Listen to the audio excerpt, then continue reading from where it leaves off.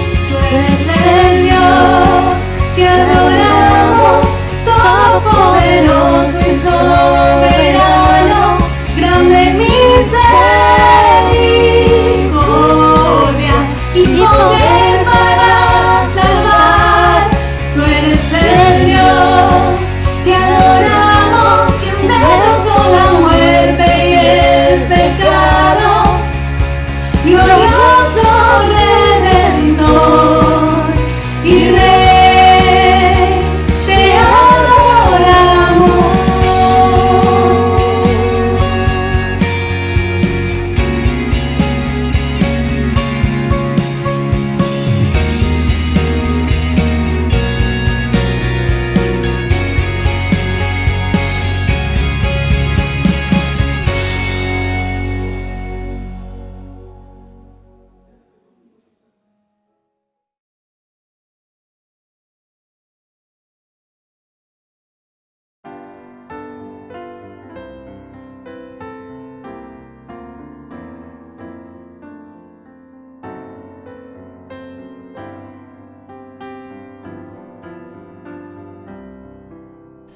Oh Dios eterno, tu misericordia,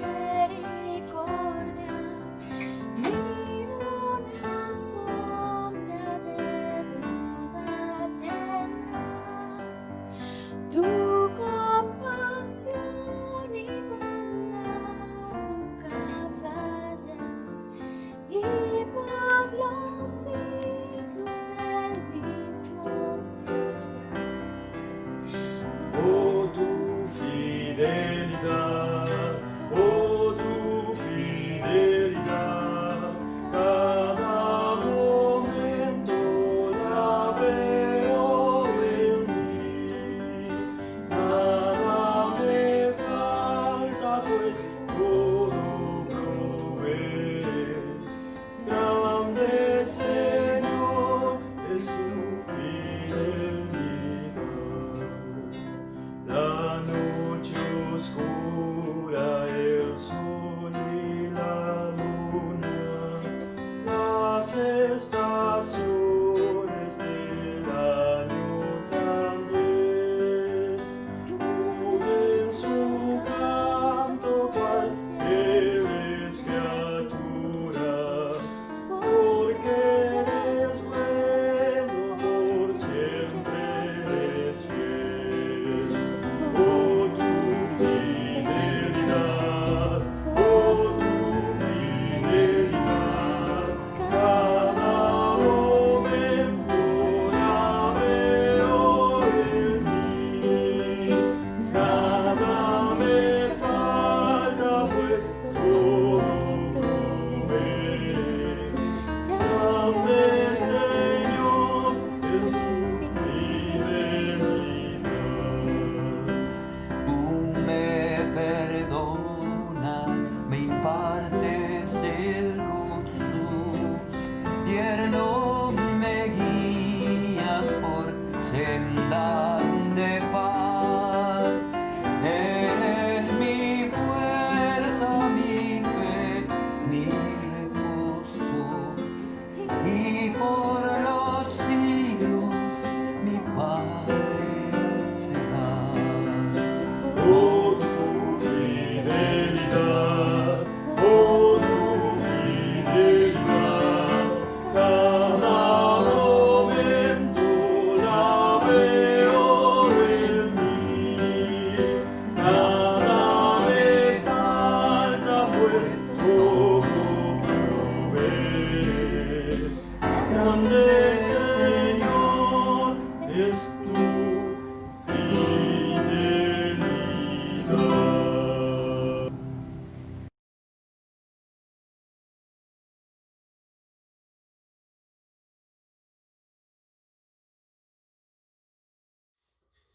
Muy buenos días, queridos hermanos. El Señor bendiga esta mañana preciosa de sol. Queremos llevar una palabra de aliento a toda la iglesia en este tiempo. Decirles que estamos ya comenzando los cultos presenciales, vamos por la tercera semana, y cuando este video se ponga en las redes, ya estaremos con el culto, ya habrá empezado media hora antes nuestro culto presencial. Tendremos el culto también el domingo que viene, recuerden anotarse para poder cumplir el protocolo. Y si vemos que hay demasiadas personas para un turno, entonces estamos analizando la posibilidad de comenzar un turno más temprano, a las 9:15 de la mañana hasta las 10 de la mañana, son cultos de 45 minutos, media hora para hacer todo el aseo y limpieza y luego seguimos como ahora 10:30 a 11:15. Estamos en el mes de la Navidad. Parece mentira, pasó el año y un año difícil, un año distinto, un año donde tuvimos tantas cosas y donde también tuvimos oportunidad de reflexionar y oportunidad de pensar. Quisiéramos nosotros en esta mañana pedir a la Iglesia que siga en una actitud de adoración, de búsqueda del Señor, de clamor y de oración.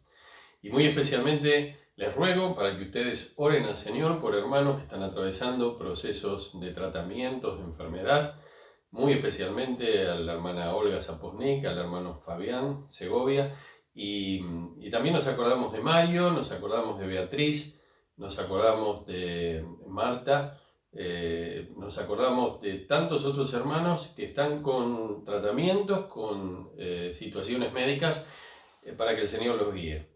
Nos acordamos de la juventud, de los adolescentes, en un tiempo que no ha sido fácil y no es fácil para ellos. Oremos al Señor, hay mucho bombardeo de diferentes ideologías, de diferentes situaciones, pero lo que hay que decir en esta mañana es que aún con todo esto, el reino de Dios ha estado avanzando en todo el mundo.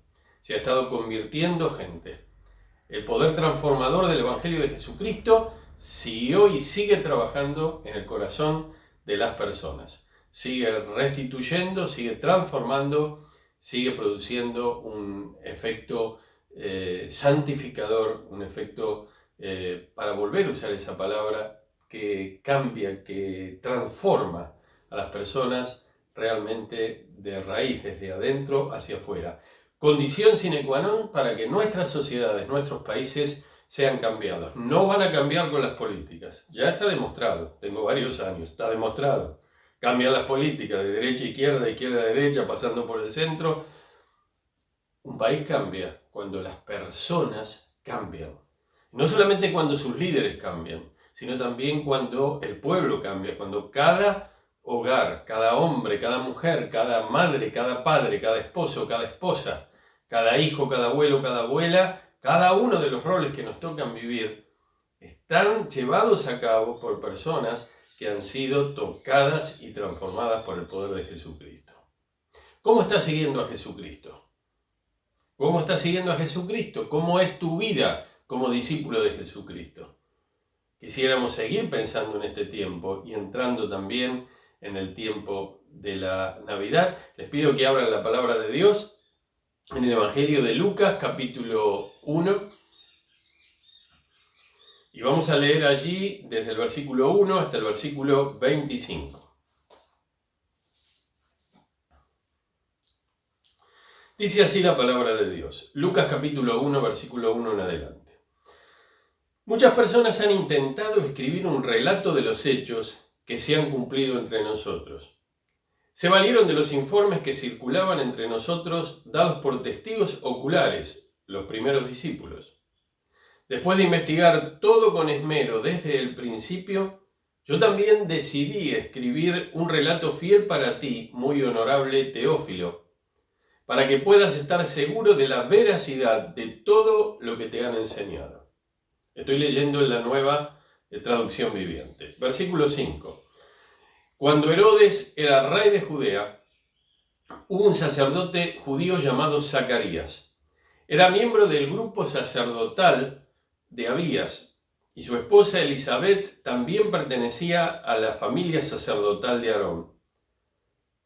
Zacarías y Elisabet eran justos a los ojos de Dios y cuidadosos en obedecer todos los mandamientos y las ordenanzas del Señor. No tenían hijos porque Elisabet no podía quedar embarazada. Los dos eran ya muy ancianos. Cierto día, Zacarías se encontraba sirviendo a Dios en el templo porque su grupo de sacerdotes estaba de turno esa semana. Como era costumbre entre los sacerdotes, le tocó por sorteo entrar en el santuario del Señor y quemar incienso. Mientras el incienso se quemaba, una gran multitud estaba afuera orando.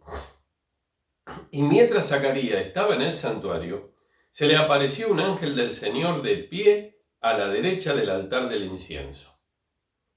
Cuando Zacarías lo vio, se alarmó y se llenó de temor, pero el ángel le dijo: no tengas miedo, Zacarías, Dios ha oído tu oración.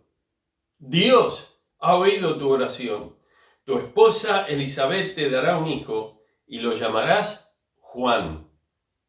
Tendrás gran gozo y alegría, y muchos se alegrarán de su nacimiento, porque él será grande a los ojos del Señor. No deberá beber vino ni ninguna bebida alcohólica, y será lleno del Espíritu Santo aún antes de nacer. Y hará que muchos israelitas vuelvan al Señor su Dios. Será un hombre con el espíritu y el poder de Elías. Inclinará el corazón de los pobres hacia sus hijos, de los padres hacia sus hijos, y hará que los rebeldes acepten la sabiduría de los justos. Zacarías le dijo al ángel: ¿cómo puedo estar seguro de que va a ocurrir esto? Ya no soy una persona joven, ya soy muy anciano y mi esposa también es de edad avanzada. Entonces el ángel dijo: yo soy Gabriel. Estoy en la presencia misma de Dios. Fue Él quien me envió a darte esta buena noticia. Pero ahora, como no creíste lo que te dije, te quedarás mudo, sin poder hablar hasta que nazca el niño. Te aseguro que mis palabras se cumplirán a su debido tiempo. Mientras tanto, la gente esperaba a que Zacarías saliera del santuario y se preguntaba por qué tardaba tanto. Cuando por fin salió, no podía hablarles. Entonces, por las señas que hacía y su silencio, se dieron cuenta de que seguramente había tenido una visión en el santuario. Cuando Zacarías terminó su semana de servicio en el templo, regresó a su casa. Poco tiempo después, su esposa Elizabeth quedó embarazada y permaneció recluida en su casa durante 5 meses. ¡Qué bondadoso es el Señor!, exclamó ella. Me ha quitado la vergüenza de no tener hijos. Hasta aquí la lectura de la palabra del Señor. Yo quisiera en esta mañana pensar en algunos puntos, en algunas reflexiones que salen de este pasaje. En realidad tenemos más información para sacar muchos más puntos, pero solamente vamos a elegir algunos de ellos. En primer lugar, el texto nos empieza diciendo, hablando de que el autor, el doctor Lucas, médico, el único escritor gentil del Nuevo Testamento, todos los demás fueron judíos, inspirado por el Espíritu Santo de Dios, escribe este evangelio, como algunos han dicho, es la vida de Jesús más grande, más excelente que se haya podido escribir por hombre alguno. Si quieren saber quién es Jesús, si quieren decirle a alguien o regalarle a alguien un libro para que sepan cómo es Jesús, pueden conseguir un Evangelio de Lucas o una Biblia o un Nuevo Testamento y decirle: lee este Evangelio. ¿Cómo empieza el Evangelio? Lucas piensa en un hombre. Lucas no sabía que lo que él escribió iba a estar en la Biblia. No le dijeron: mirá, a vos te toca escribir el tercer Evangelio. No lo sabía. Él hizo una investigación histórica. Era médico, era un hombre ilustrado, pero hizo una obra, una investigación histórica profesional. Y buscó las fuentes. Como él no era testigo ocular, buscó las fuentes, testigos oculares, escuchó, esbozó y finalmente redactó este evangelio para un tal Teófilo. Le llama excelentísimo Teófilo, pero yo quiero detenerme y pensar en esta mañana. Lucas hizo este esfuerzo por una persona. Uno solo. Él tenía en su mente una persona y con toda excelencia dio de su tiempo, de su energía, de lo que él sabía, por una persona. Para que este excelentísimo Teófilo pudiera conocer a Jesús.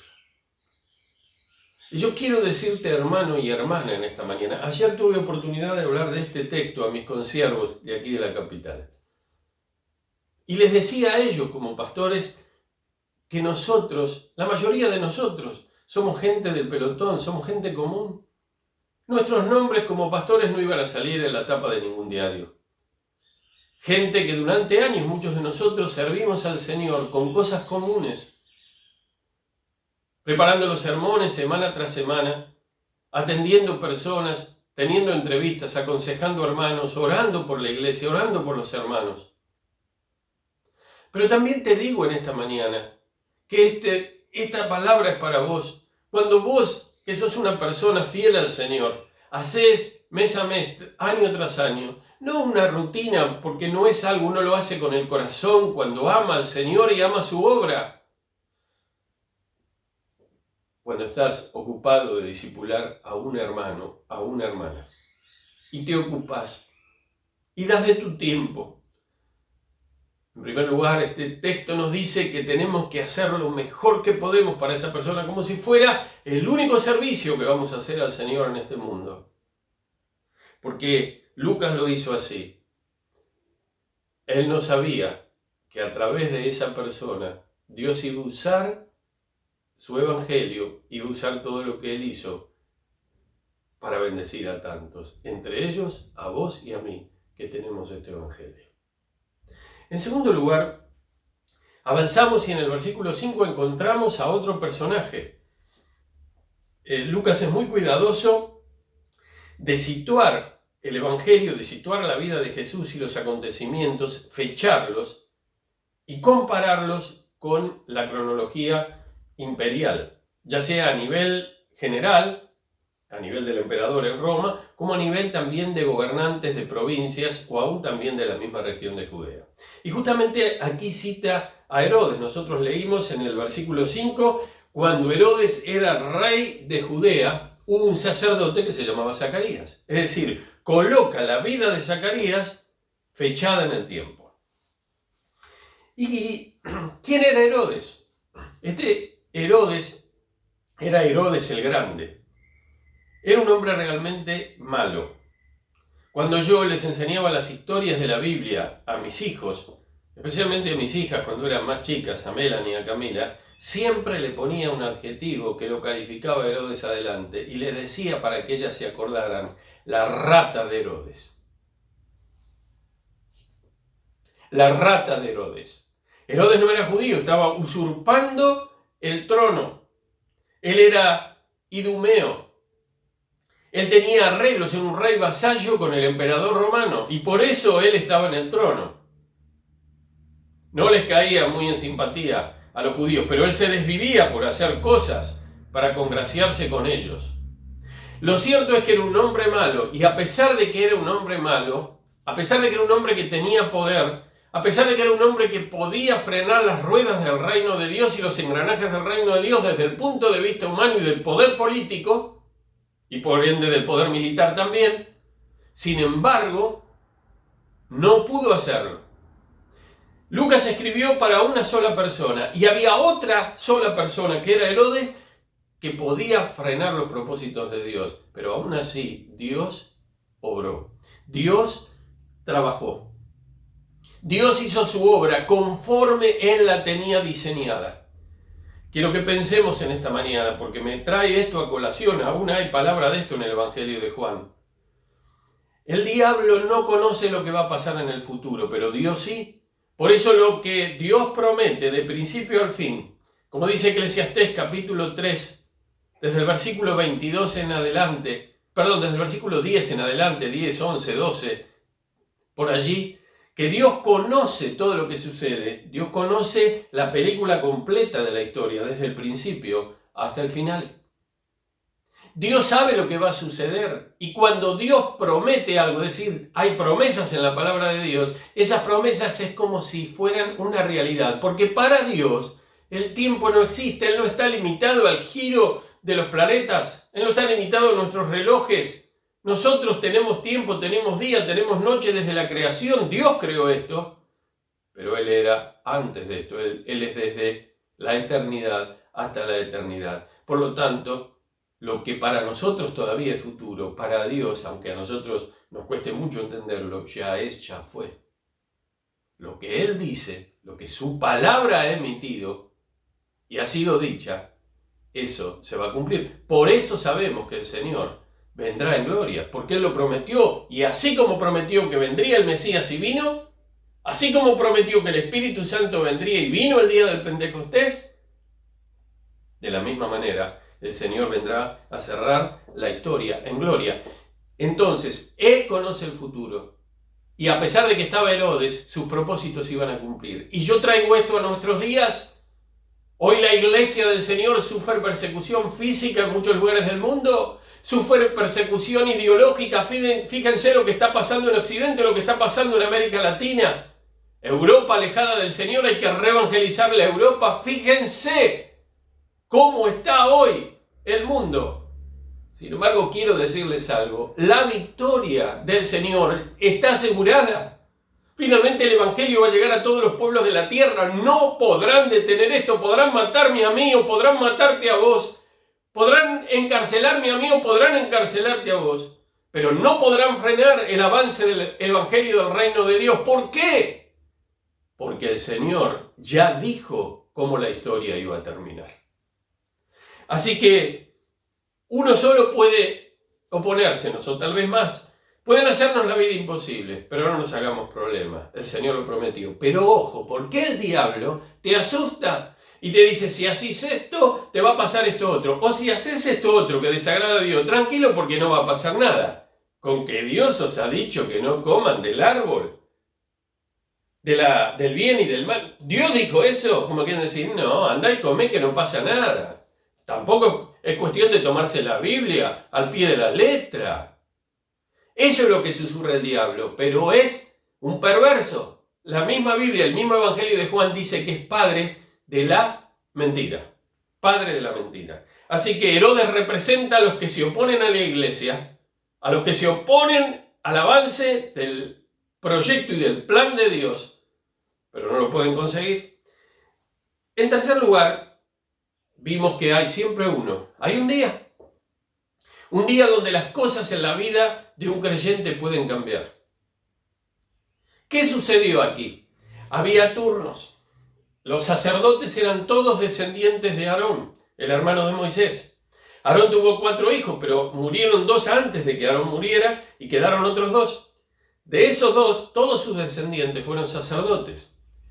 A medida que el tiempo pasaba, es una pirámide. Entonces, cada vez había más descendientes y en la época del rey David organiza la adoración, cosa que uno puede leer en el primer libro de Crónicas. Y allí en el primer libro de Crónicas, capítulo 24, lo que David hace es establecer turnos.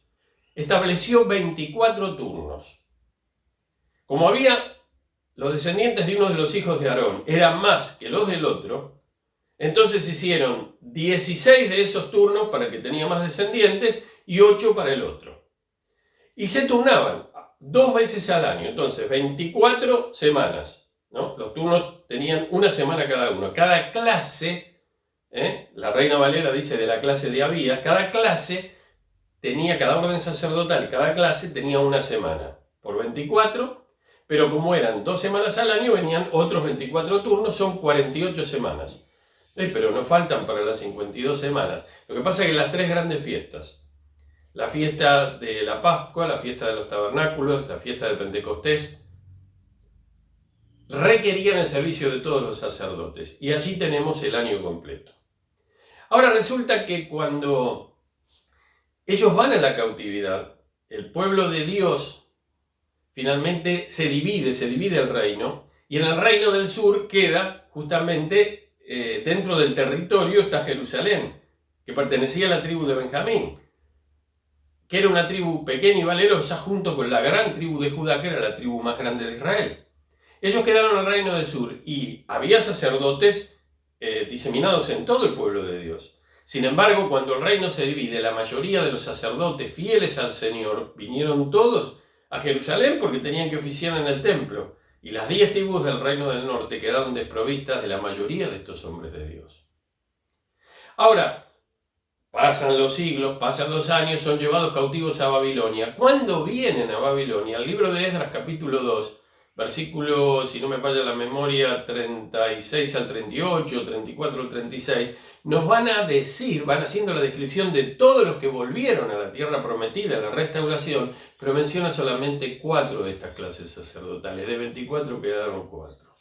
pero siguieron repitiendo el orden de las semanas al punto que llegamos a Lucas capítulo 1 con justamente este tipo de orden y con Zacarías, que era descendiente de Abías. Que era de la clase de la orden de Abías. Ahora, va a decir algo más la palabra de Dios. Este era un día común. Zacarías era un sacerdote más. Se dice que llegaron a haber miles de sacerdotes. Con lo cual, no es que le tocó a él. Miren, no le tocó a él porque dijeron este tipo es un número 1, lo vamos a poner a él hoy. Se establecía el turno. Cuando sabían que la clase de Abías tenía que entrar en la semana que le correspondía, entonces era la octava en el turno del año. Entonces echaban suertes entre los que estaban dentro de esa clase y le tocó en esa semana a Zacarías ofrecer el incienso. Antes de esto déjenme decir algo más. Él estaba casado con Elizabeth. Los sacerdotes se podían casar con mujeres de Israel de cualquiera de las tribus de Israel, pero era muy bien visto que se casaran con mujeres también de descendientes de Aarón. Y tanto Zacarías como Elizabeth eran descendientes de Aarón. Por eso Lucas, de una manera magistral, en pocas palabras, pone una cantidad de datos en este capítulo realmente impresionante. Así que ellos eran un matrimonio, eran fieles al Señor, dice el texto. Un matrimonio fiel al Señor. Un matrimonio como tantos otros matrimonios de entre los sacerdotes. Un matrimonio común. Ya tenían edad avanzada, dice la Escritura. Ya eran grandes los dos. Y va a decir Lucas también muy rápidamente que Elizabeth no podía tener hijos, por lo tanto ellos no tenían hijos. Entonces ellos seguramente, ¿qué matrimonio que no tiene hijos en cualquier época de la historia no oraba para tener hijos? Fíjense qué contradicción que hay aquí. Fíjense que estamos mal. El mundo está mal. ¿Por qué el mundo está mal? Porque lo natural de una persona, de un hombre y de una mujer, especialmente de una mujer, es ese instinto, ese deseo de ser madre. Por supuesto que Dios en su soberanía determina que algunos y algunas no se casen y por lo tanto no tengan hijos. Pero quizá la mayoría en el propósito de Dios sí lo tienen. Fructificaos, llenad la tierra, fue la orden al comienzo del Génesis. ¿Y qué es lo que sucede aquí? En la época que ellos vivían era algo triste no poder tener un hijo, pero aparte que era triste para uno, se producía como una afrenta, como una vergüenza. Por eso el último texto que leímos dice: «Qué bondadoso es el Señor», exclamó Elizabeth, «me ha quitado la vergüenza de no tener hijos». ¿Habrán orado? Claro que habrán orado. Se produce el momento. Zacarías tiene que ofrecer el incienso. ¿Dónde se ofrecía el incienso? Se ofrecía, obviamente, en el templo. El templo tenía distintos sectores que estaban delimitados. Cuando hay un plano en planta, hay ciertos sectores, se iban entrando de uno a otro. El último de todos, voy a empezar por el último de todos, era el lugar santísimo. Ahí podía entrar el jefe de todos los sacerdotes, el sumo sacerdote, una vez al año en el día del perdón. Lo que le seguía era el lugar santo. Estaba pegado al lugar santísimo, separado por dos cortinas que estaban casi a centímetros, 40-45 centímetros entre sí, y ahí estaba dentro del lugar santísimo el arca del pacto, y del lado del lugar santo estaba contra ese telón, del otro lado estaba el lugar santísimo, la mesa donde estaba el altar del incienso. Luego, mirando hacia el norte, a la derecha del que miraba el lugar santísimo, mirando hacia el norte, estaba la mesa de los panes de la proposición, y del otro lado, mirando al sur, otra mesa donde estaba el candelabro de los siete picos, vamos a decirlo así, 7 brazos, esa es la palabra exacta. Así que el norte, y aquí teníamos el sur. Por lo tanto, el lugar santísimo apuntaba al oeste, y detrás del que miraba, es decir, en la puerta, estaba el este. Ahora, eso estaba elevado, había que bajar unas escalinatas y afuera se llegaba al patio de los sacerdotes. allí estaba el altar del holocausto, ahí estaba el altar donde se hacían los sacrificios. Rodeando ese patio, izquierda y derecha, había unas galerías con columnas techadas, con columnas pero abiertas, donde estaba el atrio de Israel, es decir, los hombres judíos que no eran sacerdotes de Israel podían estar allí, pero no podían entrar al patio de los sacerdotes. Y había otra escalera desde ese lugar del patio de los sacerdotes y por atrás también del atrio de Israel, que bajaba al atrio de las mujeres, donde las mujeres de Israel podían estar. ¿Ven cómo vamos bajando? El lugar santísimo, el lugar santo, atrio de los sacerdotes, ya hay un desnivel y otro desnivel más en el atrio de las mujeres. Y afuera había toda una pared no muy alta, un perímetro, donde estaba el atrio de los gentiles. Los gentiles no podían pasar ese límite. Había carteles que decían que si alguien traspasaba ese límite y entraba más allá de ese límite e ingresaba por el atrio de las mujeres, entonces le cabía la pena de muerte. Todo eso pasó, era algo constante, y un día común como todos le toca a Zacarías. Los comentaristas dicen que 3 de ellos ofrecían el incienso durante las 24 horas. ¿Cómo se hacía? Tomaban carbones encendidos del altar del patio de los sacerdotes, los entraban al lugar santo donde estaba la mesa del incienso y sobre esos carbones encendidos tiraban un polvo que extraían de un árbol que venía de Arabia, el incienso en polvo, caía sobre las brasas y eso producía un humo con un olor, un perfume, un olor grato. Siempre el incienso se relaciona con la oración y el libro del Apocalipsis va a decir que las oraciones de los santos son justamente como ese perfume, como ese incienso, que agradable, olor grato que sube al Señor. ¿Qué estaría haciendo ahí Zacarías cuando hacía esto? Seguramente estaba orando. ¿Oraría para tener un hijo? ¿Oraría para que el Mesías viniera a Israel?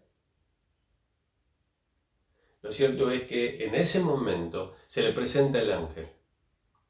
Se le presenta el ángel del Señor. Dice que estaba a la derecha del altar. El problema que no sabemos es si la derecha era desde donde estaba parado Zacarías, mirando el altar del incienso, la derecha era donde está mi mano derecha.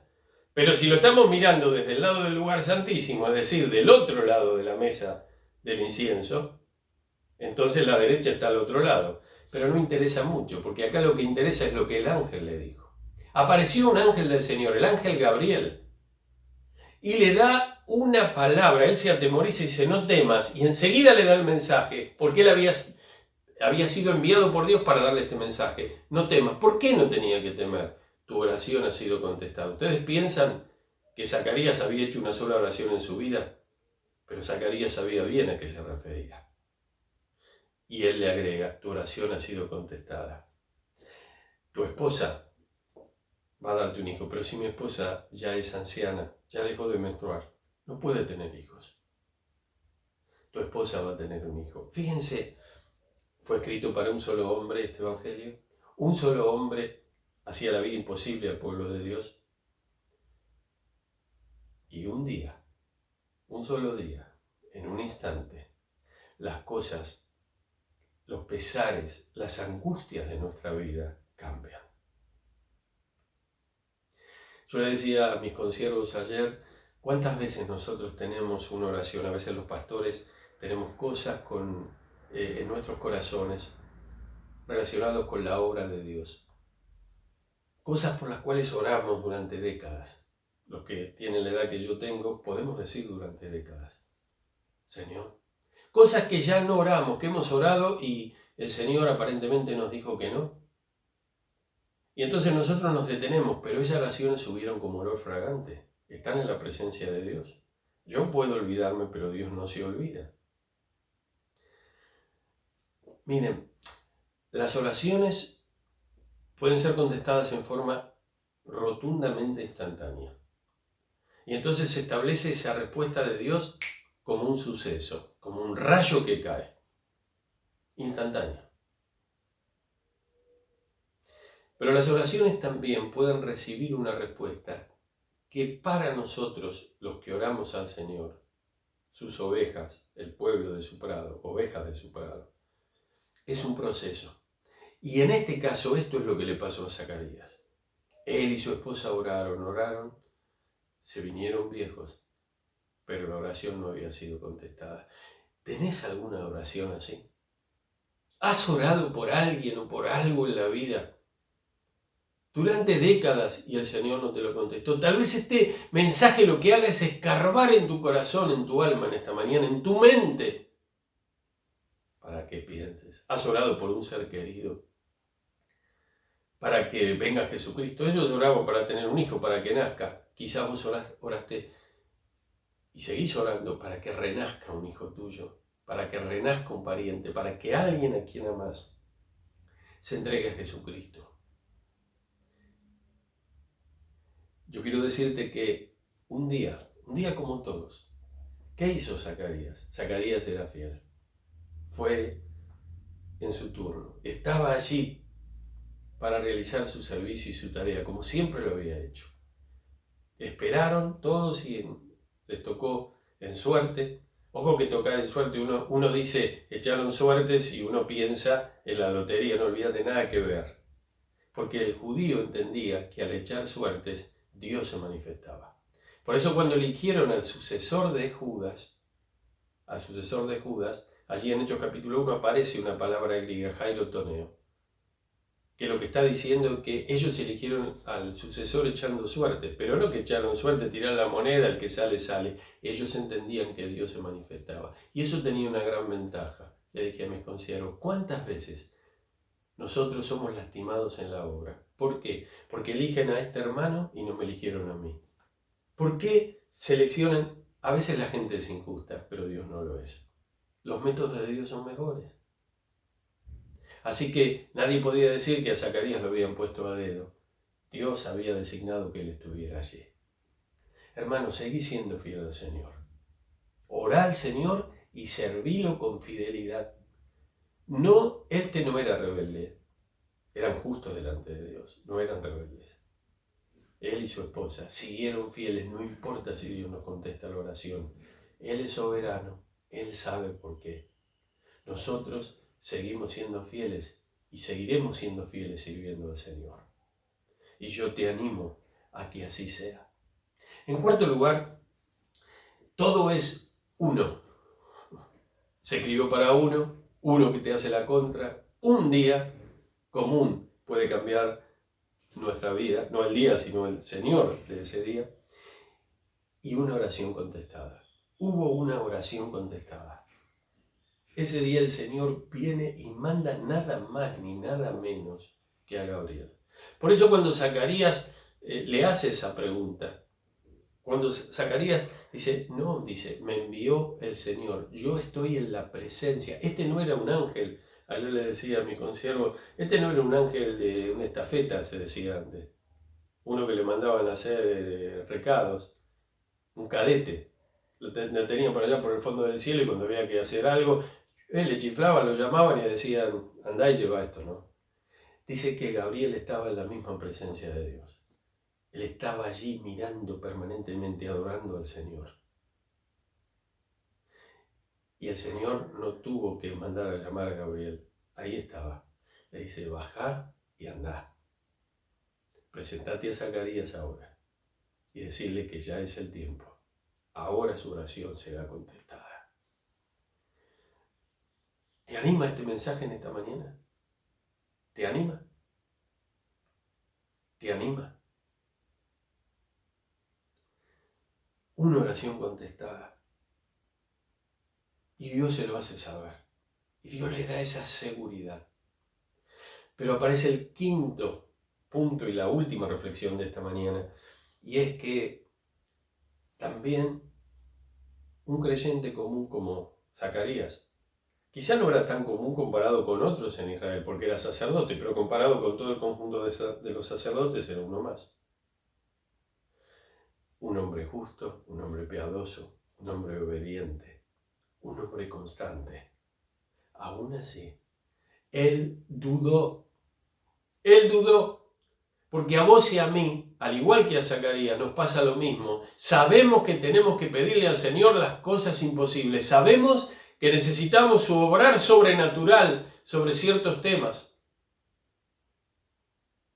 Pero resulta que pasan los años y el Señor no nos contesta. En realidad nos está contestando, nos está diciendo no o esperá.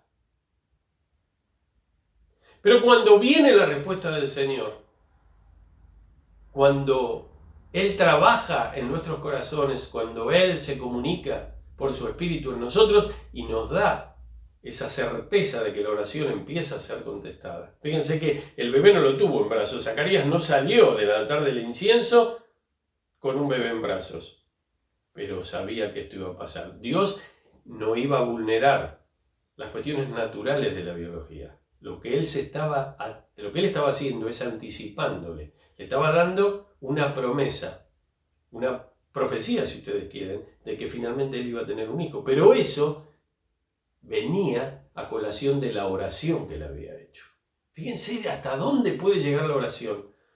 Yo cuando veo que la iglesia no se entusiasma, la iglesia no se entusiasma con la oración, los cultos de oración, siempre hay una excusa, no, mira, yo no voy porque soy joven y hay personas mayores, entonces no me encuentro con el formato, con el lenguaje de ellos, entonces no voy. El mayor no va porque están los jóvenes, el otro, todo tiene, no voy porque es tarde, no voy porque es temprano. Siempre hay un problema.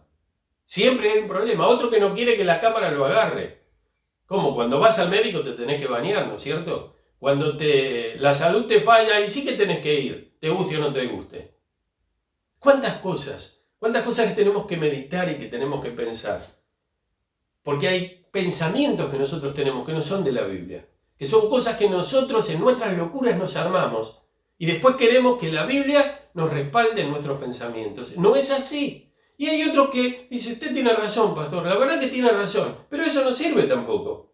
No es cuestión de decir, tiene razón la palabra, tiene razón el que predica, tiene razón el que enseña. Lo importante es cambiar de actitud. Por lo tanto, uno debe darle a la oración el lugar que le corresponde. Yo estoy en todos los grupos de WhatsApp donde se ora y veo a todos. Algunos puede ser que alguno no sepa manejar el WhatsApp, puede ser, y lo entiendo. Pero hay otros que lo saben manejar muy bien y manejan las redes. Ahora, para que alguno a veces participe en algo, tiene que venir un tsunami, no sé lo que tiene que pasar. Hay que mandarle una invitación con ribete dorado en forma especial. Están equivocados, hermanos. No es así. Ustedes tienen dos problemas. El primer problema es que ustedes impiden que Dios bendiga sus vidas. Y el segundo problema es que ustedes están impidiendo que Dios bendiga la vida de los demás, porque no están orando por ellos. Porque cuando uno ora tarde o temprano, el Señor bendice. Pero este mensaje no fue hecho para retar a la iglesia, fue para los fieles, para decirles, ojo, que nos puede pasar que cuando el Señor nos conteste, se nos venga la duda. ¿Cómo va a ser eso? Dios no vulnera los procesos naturales. ¿Qué pasa? Dios puede vulnerarlo, podría haber hecho así, parecía un bebé, pero Dios no obra así. Así que, imagínense, Zacarías, entrando ya al final, tiene un rapto de incredulidad, de falta de fe, y el ángel Gabriel le dice, ¿te parece poco? Me mandó el Señor de su misma corte celestial, de la cámara más secreta de Dios. Yo formo parte de ese grupo. Él me envió a decirte que tu oración va a ser contestada. Tu esposa te va a dar un hijo. Elizabeth no lo sabía todavía. Así que él termina el turno. Fíjense cómo es este tema del servicio, ¿no? Termina en esta sociedad tan apurada que vivimos. Termina el turno y finalmente va a su casa. Pero antes de salir, de terminar el turno de la semana, la gente estaba orando porque el incienso se ofrecía a la mañana y a la tarde. Y los comentaristas dicen, este era el tiempo de la tarde. ¿Qué esperaba la gente? Que cuando se terminara de ofrecer el incienso, saliera el sacerdote que lo ofrecía, iba hasta la barandilla donde estaba la multitud, en el patio de los sacerdotes. Por un lado estaba el patio de los hombres de Israel, por otro lado de las mujeres, porque allí había gente orando al Señor, mientras el incienso. ¿Veis la relación otra vez que hay entre el incienso y la oración? Pero salió Zacarías tarde porque demoraba. Dice, ¿qué pasó? Que este hombre no sale. Finalmente sale y cuando sale no puede hablar. Quedó mudo, como dijo el ángel, porque no creíste que quedarás mudo hasta que tu hijo nazca. El ángel sabía que en pocos meses él iba a volver a hablar porque la palabra de Dios se cumpliría. Así que él salió e hizo señas. Miren el pueblo, el concepto que tenía. El pueblo de Dios sabía que él había recibido, dice, debe haber recibido una visión allí en el lugar santo. Y entonces la misma presencia de Dios en esa visión lo impactó de tal manera que él quedó mudo. ¡Qué tremendo! Cuando Dios interviene y se manifiesta, Pablo quedó ciego 3 días, este quedó mudo unos meses. La multitud se fue, completó los días y él se fue a su casa. Llegó a su casa, le cuenta a su esposa. Finalmente Elizabeth queda embarazada. Y estuvo guardada, es decir, no en contacto con el público, mantuvo esto en secreto durante 5 meses. Y después sí, ya se supo, se empezó a conocer en el pueblo donde vivían y en la comarca que Elizabeth estaba embarazada. Era un milagro. Era un milagro. Lucas coloca este milagro, cosa que no hacen los evangelios de Marcos ni de Mateo, ni tampoco el evangelio de Juan. El evangelio de Juan comienza desde la eternidad. En el principio era la palabra, ¿sí? El evangelio de Mateo con la genealogía de Jesucristo, para demostrar de que Jesús era descendiente de Abraham, que era judío, descendiente del rey David, por la línea de José. Y Lucas va a demostrar lo mismo, aunque Mateo también lo dice, por la línea de María. Pero, el mismo Lucas lo que hace, Marcos no menciona nada de los eventos de Navidad. Ya el Señor empieza en su ministerio, trabajando. Principio del Evangelio de Jesucristo. Pero Lucas va un poco más atrás y toma este episodio. ¿Por qué? Porque termino con esto. ¿Qué le pedía Zacarías y Elizabeth a Dios? Un hijo. ¿Qué le dio Dios? Un hijo. Pero lo que ellos no sabían es que ellos oraban por un bebé común, un hijo, que es lo más grande que le puede pasar a un padre o una madre. Pero Dios no solamente les dio un hijo, sino que ese hijo fue, de los que nacieron de mujer, el más grande de toda la historia. Y de los que nacieron de mujer, del papá y de la mamá, el más grande. ¿Quién lo dijo? Jesús. No se levantará otro mayor a Juan el Bautista, de todos los que han nacido en este mundo. Él fue diseñado para ser el precursor de Jesús, para allanarle el camino y para anunciar que ya estaba el Mesías en Israel, ya estaba el Mesías en el mundo. Y más que eso, Él viene a cumplir la profecía que se dio 400 años antes en el último capítulo de la profecía Malaquías, el que cierra el Antiguo Testamento. Y si bien Juan el Bautista no era Elías, él tenía el espíritu de Elías, la personalidad de Elías, la osadía de Elías, la valentía de Elías. Termino con esto. El Señor dijo todo esto. Ellos no sabían qué iba a pasar, pero el Señor le puso el nombre. A Jesús le puso el nombre, llamarán su nombre Jesús. A Juan le puso el nombre, su significado, tenían algo que ver con él. Dios sabe todo de la historia. Dios también sabía que este Juan iba a morir decapitado por la causa de Jesucristo. Él lo sabía cuando con toda osadía enfrentó a uno de los Herodes. Claro, varios años después ya no era Herodes el Grande, era uno de sus descendientes. Y le dijo, no te es lícito vivir con la mujer de tu hermano. Los líos que había con las inmoralidades de palacio en el primer siglo y también en la familia de los Herodes eran peores que lo de esa serie que se llama Dinastía, para que ustedes se rían un poco, pero para que piensen también. La contestación fue mucho más allá, no solamente vino un bebé, vino un gran profeta, vino un gran hombre de Dios que iba a nacer y que iba a cumplir un rol tan prominente en los propósitos de Dios. Iglesia, oremos al Señor.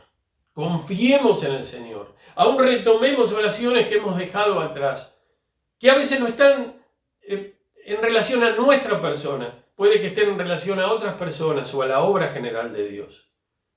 ¿Qué oraría Zacarías en ese momento?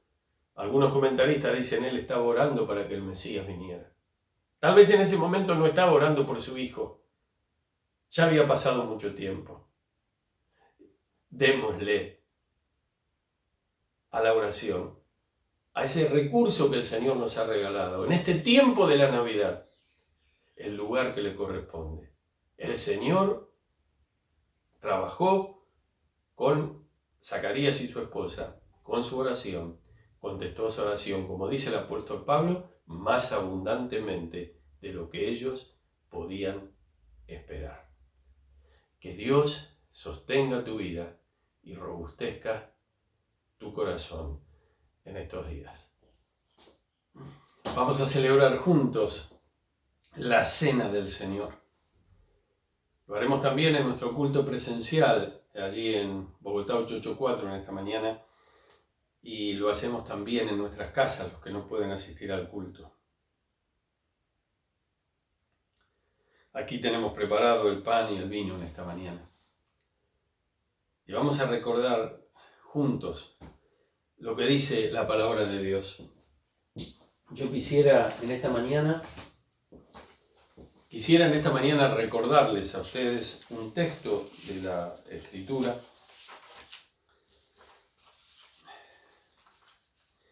que está en el capítulo 3 del Evangelio de Juan. Nosotros conocemos de memoria Juan 3:16, ¿no es cierto? Porque de tal manera amó Dios al mundo que ha dado a su Hijo unigénito, para que todo aquel que en Él cree no se pierda, mas tenga vida eterna. Y en ese mismo capítulo, en el versículo 35, el Señor dice, el Padre ama al Hijo y todas las cosas ha entregado en su mano.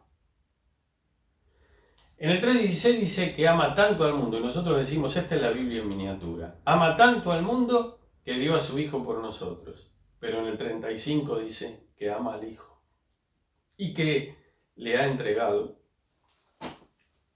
todas las cosas en su mano.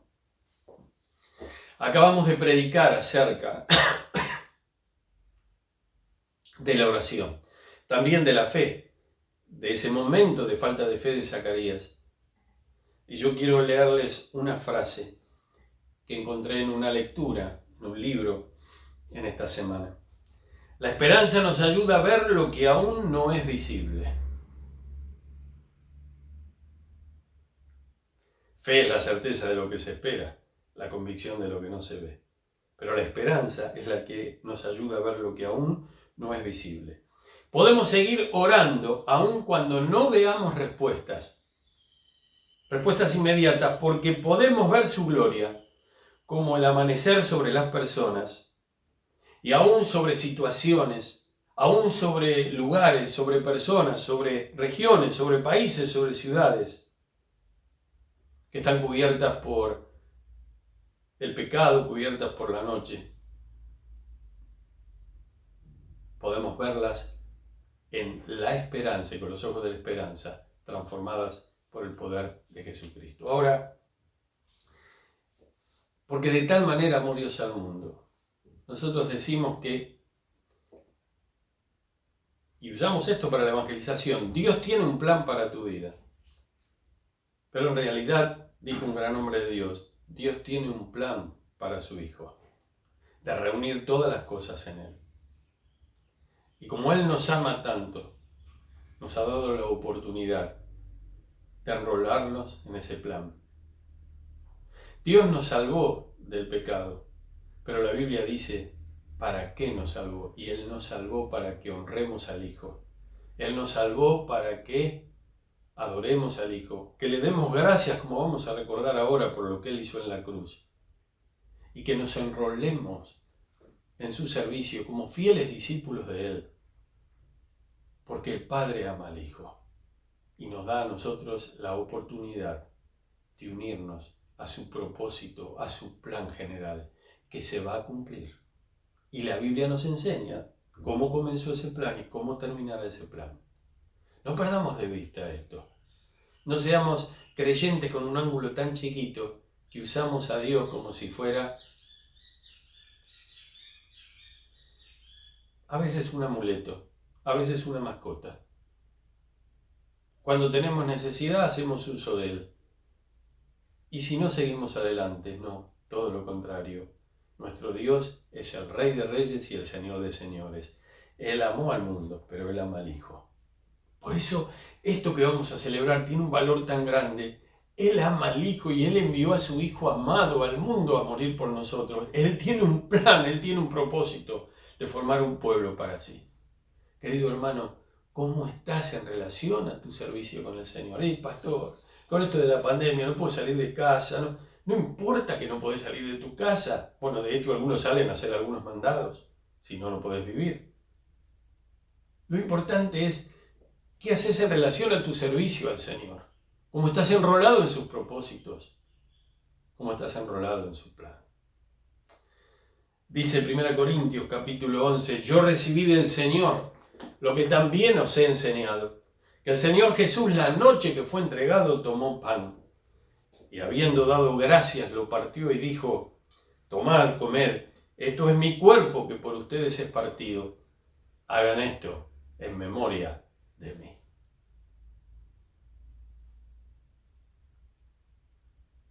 Oh pan del cielo, dulce bien, más excelente que el maná.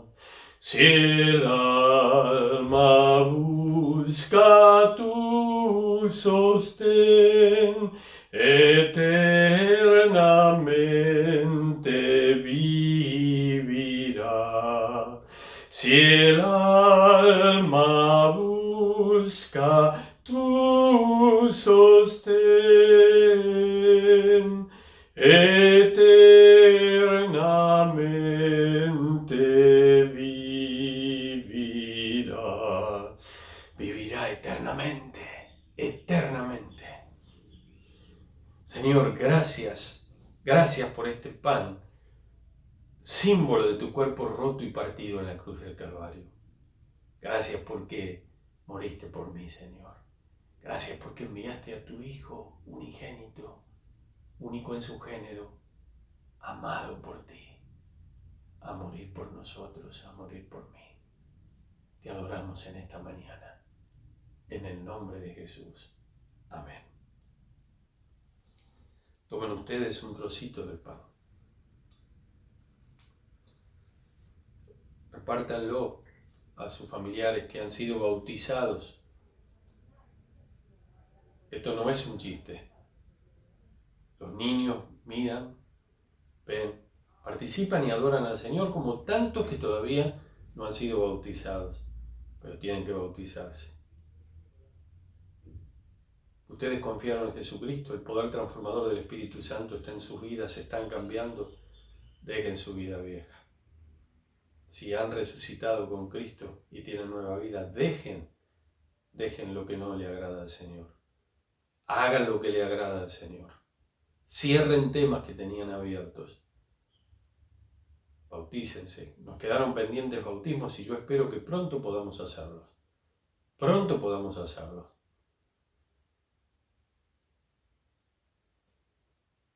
Y entonces, los que están en las casas, que han sido bautizados y han dado testimonio de su fe, en el nombre del Padre, del Hijo y del Espíritu Santo,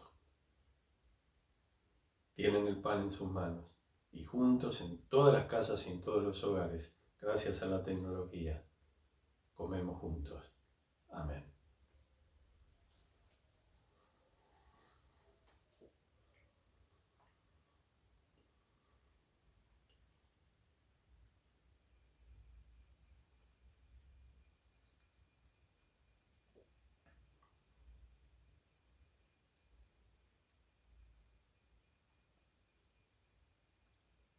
Asimismo tomó también la copa, después de haber cenado diciendo, esta copa es el nuevo pacto que por muchos se derrama. Hagan esto en memoria de mí, es decir, beban. Y el Señor, la noche que instituyó la cena, le dio a los discípulos que tomaron de la copa del cáliz y participaron de la cena del Señor. Vamos a orar. Vamos a dar gracias por esta preciosa sangre.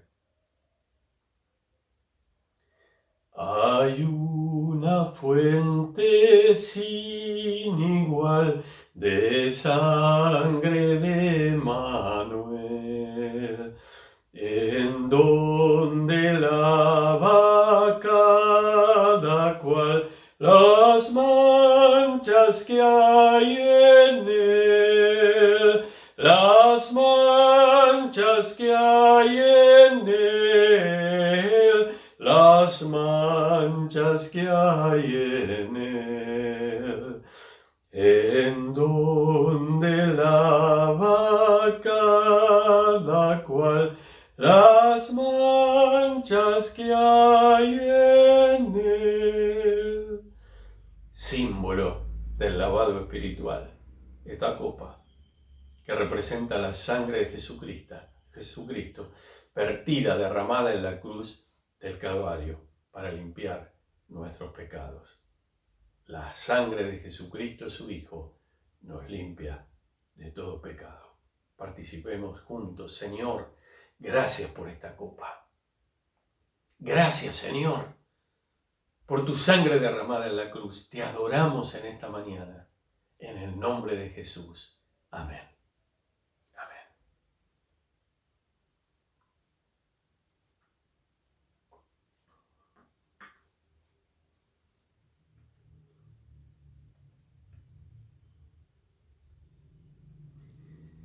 Y todas las veces que coman este pan y beban esta copa, la muerte del Señor anuncian hasta que Él vuelva.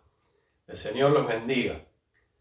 Y permítanme ahora darles una bendición en forma de doxología. Que el amor de Dios el Padre, la gracia del Señor Jesucristo y la dulce comunión del Espíritu Santo nos acompañen ahora y siempre. Amén. Iglesia, un fuerte abrazo en el Señor, en Cristo en esta mañana, para ánimo de sus corazones. Que el Señor nos guíe en esta semana, a cada uno de nosotros, en el lugar donde estamos y conforme a la situación que tenemos. Padre, bendice a la Iglesia y de una manera especial acompaña a los que están siendo probados en esta hora. Nos acordamos de Diego, el hijo de Susana, de Fabián, de Olga, de Mario. Nos acordamos, Señor, de Marta. Nos acordamos, Señor, de Beatriz en Lobos. Nos acordamos, Padre, de cada uno de los enfermos que nuestros hermanos en los grupos de oración, sus amigos, sus parientes, sus compañeros, sus contactos han traído y se está orando y estamos orando. Oramos por la obra, oramos por los que tienen que tomar decisiones, por las obras misioneras, por los cultos que se están llevando a cabo en el Bolsón, también en Caballito, y oramos por Colón, oramos por el norte del África, oramos por La Boca, por los encuentros en las plazas, oramos, Señor, por San Bernardo también, y por tu avance a través de tu reino en este tiempo, en la ciudad, en el país y en todo el mundo. Bendice, Señor, tu iglesia, pero haz que nosotros te seamos fieles. Ayúdanos a serte fieles. En el nombre precioso de Jesús. Amén.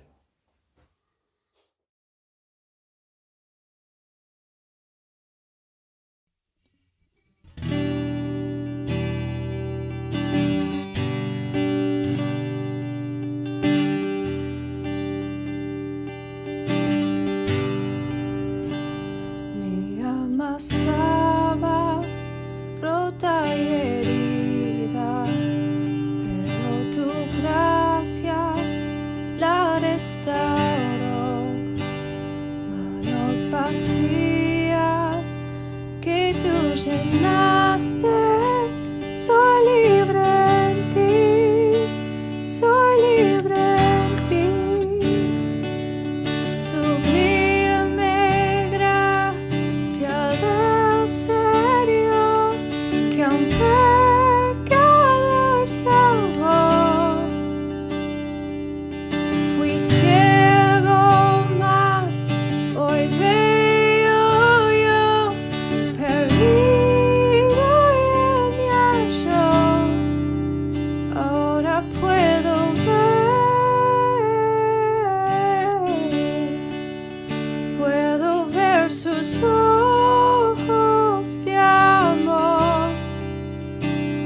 quebrantado fue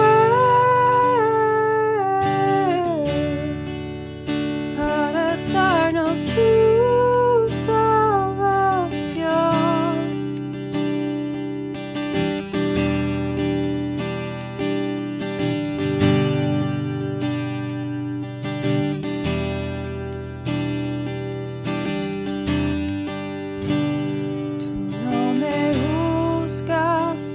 Por mis fracasos, tú me aceptas tal como soy. Toma mi vida como vasija para mostrar tu gloria en mí. Sublime gracia del Señor, que un pecador salvó. Fui ciego, mas hoy veo yo, perdido y él me halló. Ahora puedo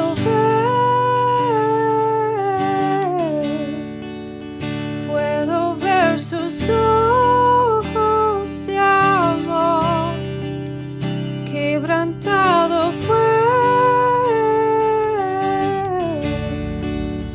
para darnos su salvación. Sublime gracia del Señor, que un pecador salvó. Fui ciego, mas hoy veo yo, perdido y él me halló. Ahora puedo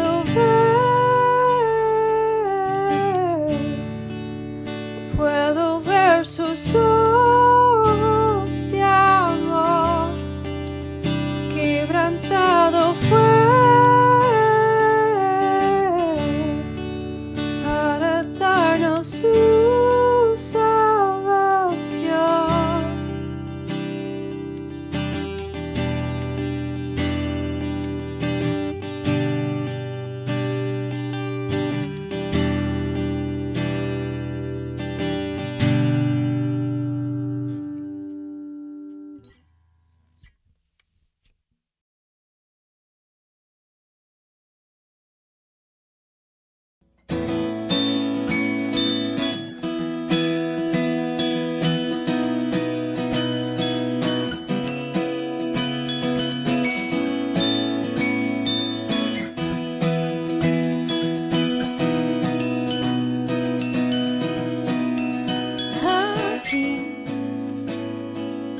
Te quiero encontrar, seguir tu caminar. Contigo quiero estar y siempre a tu lado voy. Te entrego lo que soy. Contigo quiero estar.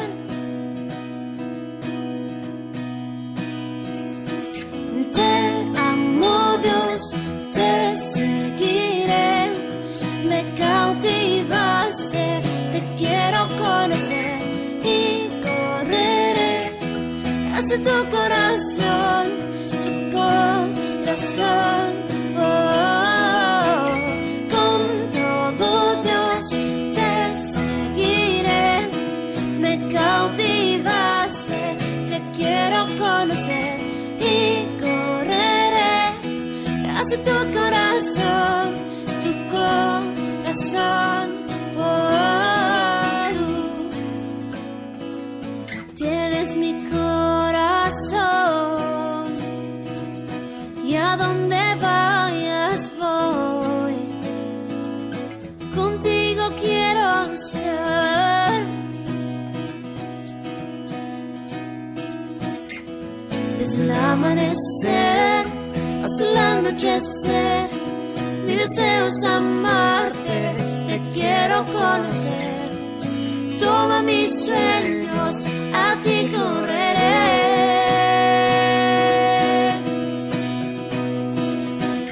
Te amo, Dios, te seguiré. Me cautivaste, te quiero conocer y correré hacia tu corazón, oh, oh, oh. Con todo, Dios, te seguiré. Me cautivaste, te quiero conocer y correré hacia tu corazón, oh, oh. Tu amor es todo para mí. Te amaré para siempre, te seguiré. Tu amor es todo para mí. Estoy desesperado por más de ti.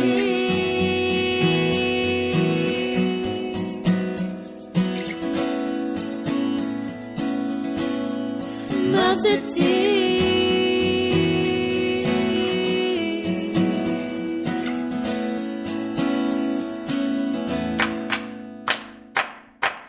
Te amo, Dios, te seguiré. Me cautivaste, te quiero conocer y correré hacia tu corazón, oh, oh. Con todo, Dios, te seguiré. Me cautivaste, te quiero conocer y correré hacia tu corazón,